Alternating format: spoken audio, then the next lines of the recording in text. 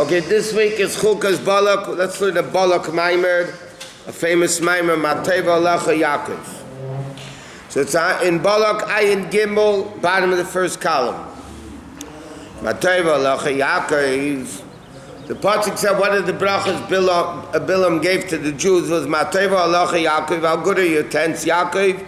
Mishkanei Sacha Yisrael, your dwelling place is Yisrael.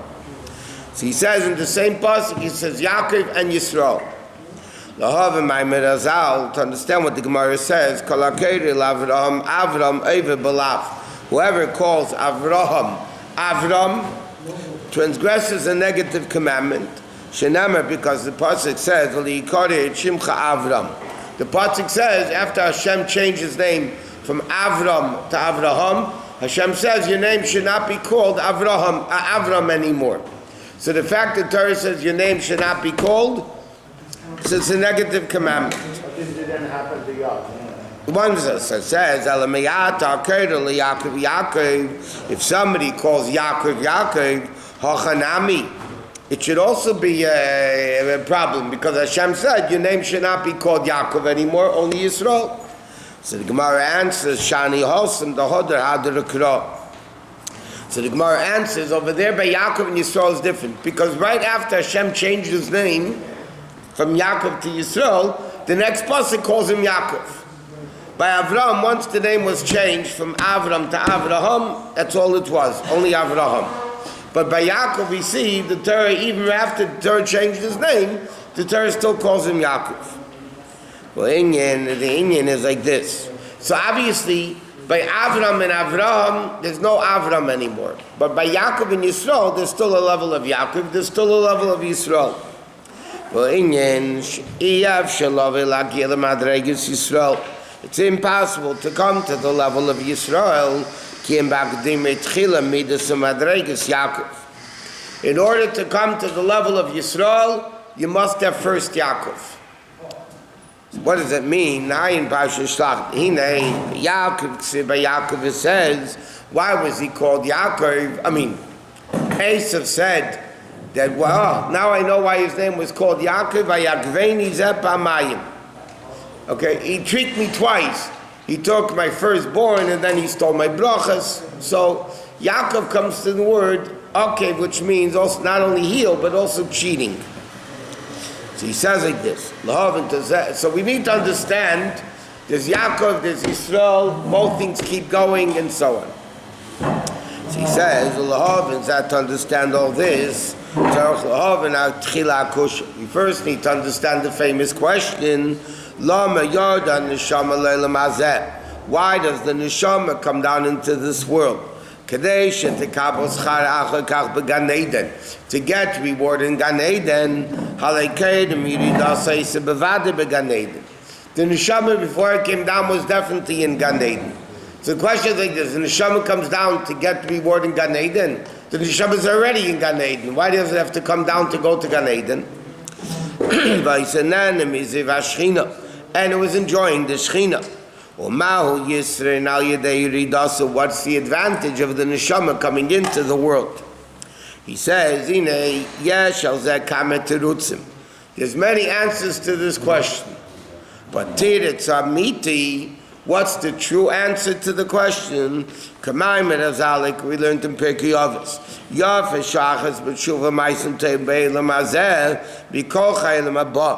The 1 hour or one turning of tshuva and ma'asim teva in this world is better than the whole world to come.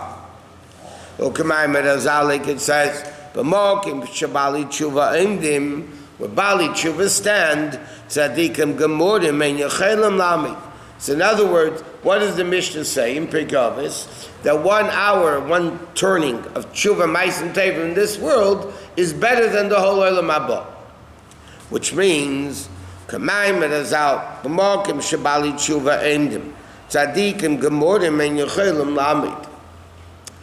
Gan Eden, by the way, what's the expression in the Gemara?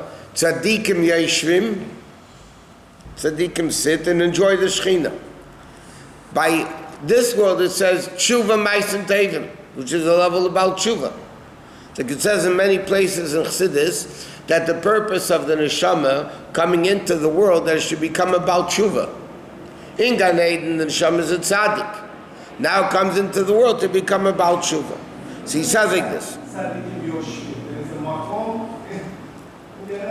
No, it means over there what it means is they have a comfortable, sitting is more comfortable than standing. Meaning they're very comfortable there in the ray of the Shekhinah. The neshama, before it comes into the body, even if it was already down here, but it got cleansed, right? In Ganem, it got cleansed in previous life. And bevade tzadikim gemurim. What's the advantage of the neshama coming into the body? They become about tshuva. Then they become much greater than tzaddikim. Okay? So he says like this. What's the purpose of the neshama coming into the world? That from tzaddikim, they become bali tshuva. There's 3 levels of tshuva. Which is betachlis. One level of tshuva, the lowest level of tshuva, is turning away from evil. That he shouldn't become blemished with averis in thought, speech, and action. What's the first level of tshuva? You have to do tshuva to regret the past, and to uproot your will from doing evil. Okay? One level of tshuva is you make up your mind, you're not going to sin anymore, you don't want to be separated anymore from Hashem. You don't want to be separated from Hashem. And this level is the level of tshuva, which is saying, by saying Baruch Atah Hashem Elokeinu, that means it affects us in world, which is the level of Mamala Kol Almin, which is a permeating level of Hashem in the world, like it says, Alaiki Ein, Alakai Bekirbi, because there's no God within me, therefore I have all these evils. And then the pasuk says, Your Avedas separate you from Hashem. So it comes out that the sin is Mosech Mavdil Bein Adam and Bein Elokeinu. What separates a Jew from Hashem? In fact, there's an expression in the Gemara, Afilu Machitza Shel Barzel. Even an iron curtain cannot separate a Jew from Hashem. The only thing that separates a Jew from Hashem is our Da'averis. So the Jew says, I don't want to be separated anymore. What's the first level of tshuva? Sur Meirah, I don't want to become separated anymore from Hashem. I want to be connected. Over Malkamachet. There's another place it explains the Inyan Elokeinu. We say, what is it? Ki Ein to be mamshech Baruch Atah Hashem Elokeinu, to bring down the level of Elokeinu. So he says, Malkamachet is bar ve'inyan Elokeinu she'al shem Elokim dafka. Only the name of Elokim should be, what does it mean? Misham shechdei liyas Elokai bekirbi, which is Elokeinu, in order for God to be resting, permeating within me. If shekim aydei tzimtzum aderech tzimtzum shchinase ben shnei badi aron. Rabbi is explaining a new point like this. In order for godliness, which is infinite, to come into a finite person internally, it needs to have a tzimtzum. Therefore we say Elokeinu. What is possible to come in us? It's our Elokim. There's no such thing. We don't say on the name Yudke Vavke Nu, it's ours. Elokeinu, we say Elokeinu, it's ours. What does that mean? In order for godliness to permeate us, we need to have the level of Elokim, Tzimtzum. And the Rebbe says, that's what it says, similar to the concept. The Gemara says that the Shekhinah was in the Holy of Holies. right? And where did Hashem speak to Moshe Rabbeinu? Between the two poles of the Aron. So the expression in the Gemara is Tzimtzum Shechinasei. Hashem limited his Shechina to come between the two poles of the Aron, of the Ark. That means there has to be a level of Tzimtzum for Elokus to be revealed. So now the Rebbe asks, L'chayra in a movement, this doesn't make sense. Halei Malei Chol Kveidei. It says Hashem is all over the world. Malei Chol Haaretz Kveidei. But it says Shemayim V'Atzaretz Ani Malei. Hashem says I fill heaven and earth. I'm all over the place. And it never says the Lashon Tzimtzum. It doesn't say Malei Chol Haaretz Kveidei through Tzimtzum. Or Shemayim V'Atzaretz, the heaven and earth I fill through Tzimtzum. So why happens by the Aron it says Tzimtzum Shechinasei. In other words, Alter Rebbe says like this: in order for Elokus to come into the world, infinite, to reveal itself, and finite needs to be limited. That's why the only name of Hashem that we can internalize is Elokeinu. Elokim can become Elokeinu. There's no Havayanu or whatever, any other name of Hashem. Huh? It's not, Adon is not the name of Hashem. Adon means a master. It's not one of the 7 names of Hashem. It's not a name of Hashem. You can say Adonenu, Adonenu, Adonenu. That's not the name of Hashem. But it's not Adonai, Adonenu. Is that the same thing? No. By the way, even that name is still Malchus, which also is Tzimtzum. But here he's saying the only name is Elokeinu. So he says, like this. What's the difference that by Badei Ha'or and the Shechina, Hashem had to limit himself. And yet all over the world, Hashem is here. So he says, even though it says, heaven and earth I fill, it's not a revealed level, it's a level of concealment which is called stima d'chol stimin, hidden of all hidden. Meaning, you look out in the world, yeah, Hashem is here, but you don't see him, you don't feel him. But between the badim of the Aron, mizgala b'chinas gili. So in other words, like this, the Alter Rebbe says very simple. The presence of God is all over the place. For that you don't need symptom, because he's here. His essence is here. In order to have a revelation of godliness, to have an infinite revelation in a finite world, then you need to have tzimtzum. But the existence of Hashem, you don't need tzimtzum. His essence is all over, because he's not revealing himself. So yes, granted it says, Shemayim V'Asar Tani Molei, I am all over the place. That's Hashem is all over the place. Where is he revealed though? Only in the Ben Badi Aron. Over there you need to have tzimtzum. He says, the interesting expression Chassidus uses. In godliness, you can't have removal and manifestation. You can only have helam v'gilui, concealed and revealed. You can have, by godliness, removal and spreading out. Why? Because Hashem is all over the place. Removal means he's not here. But there isn't a place where Hashem doesn't exist. What you could use in language of Hashem, you can have concealment and revelation. He's here.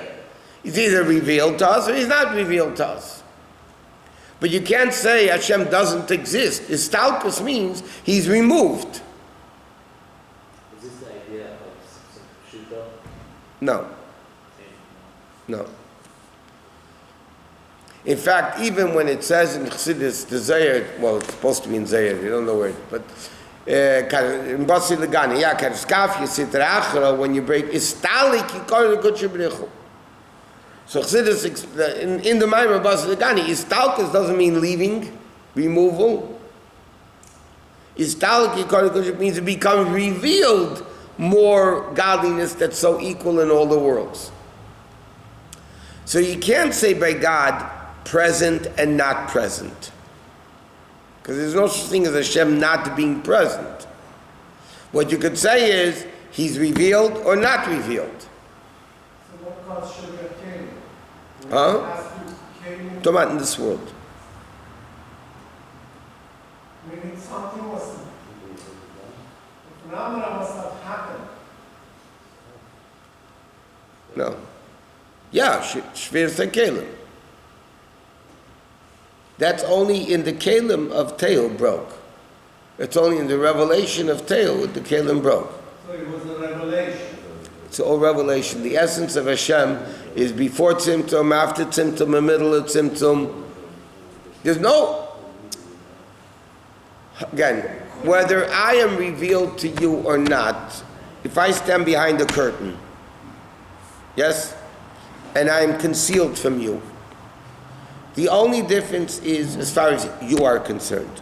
As far as I am concerned, there's no difference if there's a curtain in front of me or there's no curtain in front of me. All these inyanim of Elukus in the world is only a question of concealment versus revelation, not present and not present. Because Hashem is present. You can't say He is here, He's not here. It's a matter of perspective. So the Shemayim Etzar's Ani Mole means I'm here, I'm present, but I'm not revealed. So if I'm not revealed, you don't need Tzimtzum to be revealing, because I'm not revealing. Bein Badei Adam, we want to talk about Elokus becoming revealed for a revelation of infinite in a finite world, you need to have Tzimtzum. All levels of Tzimtzum.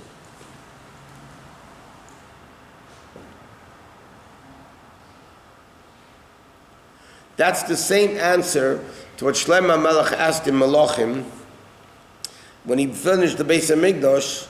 So there's a pasuk, Shlomo Melech says to Hashem, Halei Hashemayim u'shmei Hashemayim lo yichal kolucha. V'av ki Abaye says, he said the heavens and everything up there, the whole universe can't handle you. He cannot be your vessel. And this little house, the Beis HaMikdash is. So what does Shlomo Melech basically say? Of course Hashem's all over. But where is the revelation of Elokus? The revelation of Elokus is in Bein Badei Adam. Over there you need the level of Tzimtzum. Now when a person does a mitzvah, they connect to the essence. But as of now, the essence is not revealed until Mashiach comes. Rabbi, when Kriyas Yamsuf happened, Hashem revealed Himself. Yeah. How were we able to handle it? Because it was Matan Torah was a revelation they couldn't handle. Kriyas Yamsuf was a revelation they could handle. It wasn't that great of a revelation. That's why the Neshamas stayed alive in by Kriyas Yamsuf. By Matan Torah, the Neshamas popped out of the body. Because that was a much greater revelation. If it's a much greater revelation, they can't handle it. So the Neshamas popped out of the body. Because by Matan Torah, it wasn't Tzimtzum. It was Anechi Misha Anechi. I is who I is. That level of Elokus was revealed. But it didn't stay. It was a hit and go. Hit and run. Therefore, they were told, make a Mishkan. So what happened to Mishkan? You had a Kodesh HaKadoshim where the Shekhinah was revealed. Especially in the level of Malkam Ha'aden, Eina Min Amida, that the Aden did was space within, above space simultaneously. That's the level of Atzma Saint Sof. And that level was revealed.